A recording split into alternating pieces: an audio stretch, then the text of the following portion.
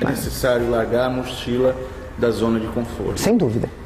Agora, só pode largar a mochila da zona de conforto quem está na zona de conforto, porque quem está na barbárie não tem isso, percebe? Então nós estamos falando de 3 situações diferentes. Né? Eu, por exemplo, me encontro numa posição bastante tranquila de poder fazer esse tipo de crítica. Porque o meu trabalho não depende exatamente desse alinhamento. Eu posso ter uma certa margem, eu sou intelectual. Né? Agora, o sujeito que é um professor e que está muitas vezes restrito à questão de programas que ele tem que cumprir, grades que ele tem que cumprir, e que, para cumprir, ele já faz um sacrifício imenso, não tem os meios, é desacreditado, luta contra a corrente com os próprios alunos a quem ele deveria servir, etc. Um ambiente extremamente tenso, político, no pior sentido da palavra, né? Enfim. Gestor de problemas.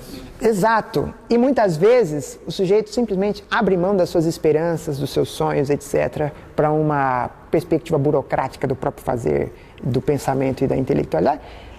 Ele não está na zona de conforto. O sujeito que abre, o professor que na sala de aula abre um jornal e deixa a zona correr solta, ele não está na zona de conforto. Ele tem uma crise moral, ele tem uma má consciência em relação ao que ele está fazendo. Né? Ele não está na zona de conforto. Mas, e os alunos também não estão na zona de conforto fazendo aquela bagunça ali, porque eles sabem que eles estão sendo roubados, que eles estão sendo saqueados, que eles não estão sendo providos, não é, daquilo que é a ferramenta do desenvolvimento futuro deles. Então, eu vejo com muita cautela esse certo ufanismo de que somos um país que vai chegar na 5ª potência do mundo, etc., porque isso depende das nossas reservas de petróleo, das nossas reservas de ferro, das nossas reservas de bauxita. Isso não tem nada a ver com o desenvolvimento social e cultural. Nós podemos aproveitar as oportunidades que surgem dessa bolha econômica momentânea do Brasil. Mas, antes de mais nada, fundamental que na interação pessoal, olho no olho, consigamos nos vincular com algo além de mim. Esse é que é o ponto. Talvez uma das maiores crises do sujeito contemporâneo é que ele não consegue se vincular com algo, com ansiedades fora das dele. Ou, pior, se ele encontra as mesmas ansiedades dele em outro, ele fala, não, isso eu já conheço, já bastam as minhas. Percebe? Então a capacidade de fazer vínculo talvez seja o primeiro ponto em que todo esse processo de cidadania, de formação cultural, de ressignificar socialmente e existencialmente o processo de educação e o processo de produção cultural no indivíduo, entre sujeitos.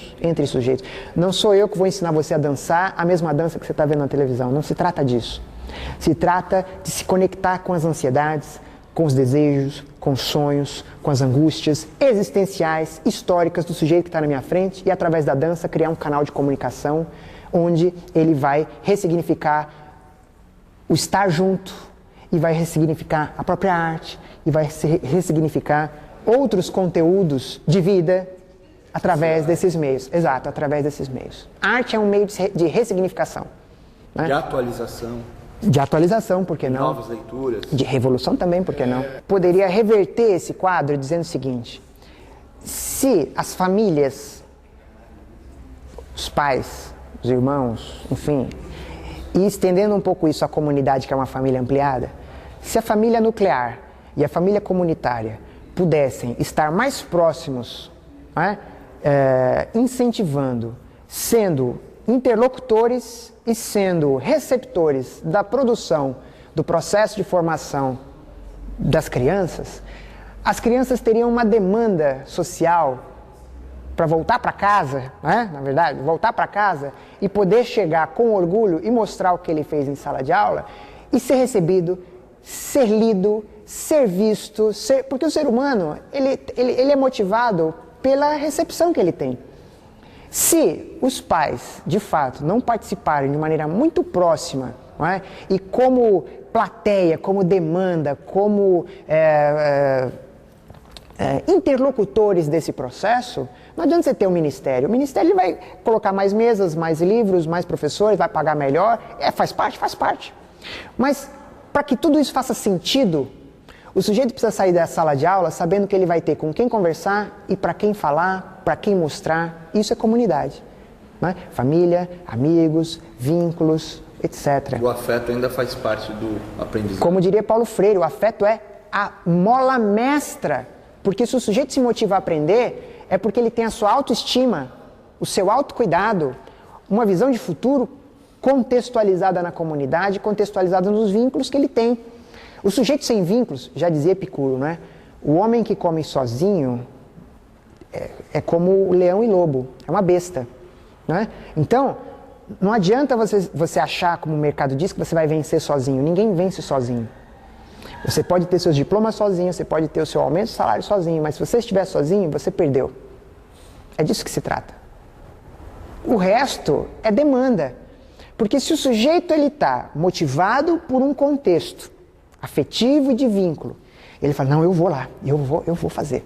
E eu vou fazer bonito, porque quando eu trouxer, as pessoas vão gostar. Isso é normal, é natural, a criança é assim. Né? Muito bem. Ora, mas se eu chego lá e o professor não quer me dar, eu tenho um problema. Por quê? Porque eu tenho para onde levar. Percebe? Porque eu tenho uma diferença para fazer. Porque eu quero exercitar isso. Porque isso faz parte da minha autoestima, do meu autocuidado. Percebe? Trata-se disso. Da própria identidade. Exato. A identidade é o resumo da ópera.